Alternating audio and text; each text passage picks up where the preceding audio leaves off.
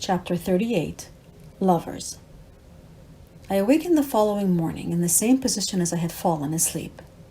Alberto's breath was warm against my neck, and his body pressed tightly against mine. In the light of day, the events of the previous evening didn't seem quite as magical. My fears immediately took hold and made what happened feel like one big mistake. I turned around to face him. He looked like an angel sleeping beside me. I brushed the curls off his face and saw him smile. He slowly opened his eyes and grinned at me. "Buenos dias," he said in a throaty voice, pulling me closer in his embrace. I lay on top of him for a while, listening to his heartbeat and feeling the warmth of his body. His hand lazily stroked my hair. "You know we have to talk about this," I said. "Mm-hmm," I heard him murmur, feeling the vibration of his heart. I reluctantly pulled myself away and looked into his smiling eyes. This is not going to help me focus, I thought. I sat up, crossed my legs, and then looked at him, trying to be resolute. I pulled my hair back behind my ears and put my best business face on. "I'm not sure what just happened is good for me, for you, and especially for the way," I declared. "Anything that comes from love is good for the way," he purred, stretching out on the bed. "I'm serious," I responded. "You know how important this walk is for me. I don't want anything or anyone taking me away from it. Do you understand?" "Of course," he said, sitting up and leaning against the headboard. "This walk is important for me too. I have no intention of losing my way either." "Good, so we're in agreement then," I replied.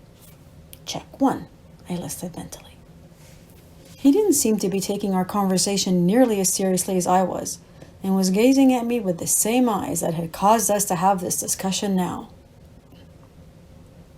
"I also want to make it clear that I'm not sure how I feel about you," I said.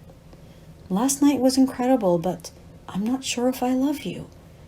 My biggest fear is that you're going to fall in love with me. I can't give you any commitments or guarantees. I don't know what the future will bring. All I can offer you is this moment." "That's fine with me," he replied, shrugging his shoulders. "I don't need any more than that. I was more afraid that you would fall in love with me and try to hold on to me." "That will never happen," I replied confidently. "And I'm sure it won't happen with me," he replied cheerfully, placing his hands behind his neck and gazing at me again. "So where's the problem?" I couldn't immediately think of one. Check 2. "And what if someone else comes along that's better for me?" I asked. "Someone who I feel is better suited for my life work." "Then I will willingly and lovingly let you go, knowing that you are happy and living the life that you want," he responded with confidence. Check 3, I mentally thought. I couldn't think of any more arguments at that point and snuggled back into his open arms. "And if I feel at any point that this is pulling me away from the walk, will you let me go?" I said, remembering this last question. "Just shut up," was his only response before bringing me closer. Our excuse for not walking that day was that it was raining, and I wasn't yet strong enough to walk. I slept alone most of the morning, but accompanied the rest of the afternoon. We were like children, joyfully playing and exploring. It was as if neither of us had ever been in a relationship before, and we were discovering these intoxicating feelings for the first time. It went beyond sex. That would have been easy to understand and handle. This was much more intimate, more intense, and more loving. The following morning found us walking towards Janitsa, 40 kilometers away from Edessa. I felt strong for the first hour, but quickly began to lose energy. The diarrhea returned, repeatedly forcing me to stop. I took some anti-diarrhea pills, but with hardly any food in my stomach and the crushing heat, I felt drugged up and walked even more slowly than usual. The nearest town was Skidra, so we decided to stop there. Our route into town was beautiful. We passed orchards bursting with cherries, plums, apricots, and apples. The trees were in bloom with every colored flower imaginable.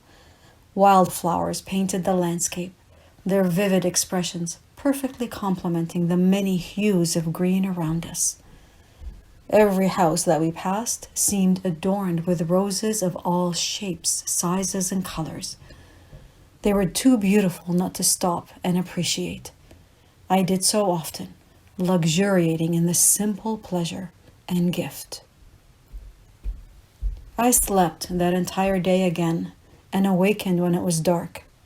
Alberto was sitting beside me, writing in his diary. I was hungry and chanced some bread. I saw that Alberto had already washed our clothes and hung them around the room to dry. I don't understand why this is happening to me, I said, sipping some water. Alberto gazed at me as if weighing his next words. Is it possible that you're manifesting it? He asked cautiously. What do you mean? I replied, trying not to get defensive. I know you believe that physical ailments are a manifestation of emotional conflicts, he said gently. Maybe your diarrhea is trying to tell you something. Like? I asked impatiently. Is there something you can't digest? He continued in the same gentle voice. Like our relationship, for example? Maybe you're tired of walking but don't want to admit it to yourself? Maybe you'd like to stop and rest for a while? An illness is the perfect excuse to do so without feeling guilty. I wanted to contradict him, but couldn't. He held me in his arms for a long time. I didn't need to say the words. Alberto was right. Let's see what the universe says, Alberto suggested, reaching for a coin. Heads, we stay here for a few days and enjoy our time here without thinking about the walk or feeling guilty about stopping. Tails, we leave tomorrow and walk with the same joy and passion that we had when we started. The coin came up heads. Elated, I reached for Alberto in a tight embrace. I needed to rest, but more importantly, to explore more fully this blossoming relationship.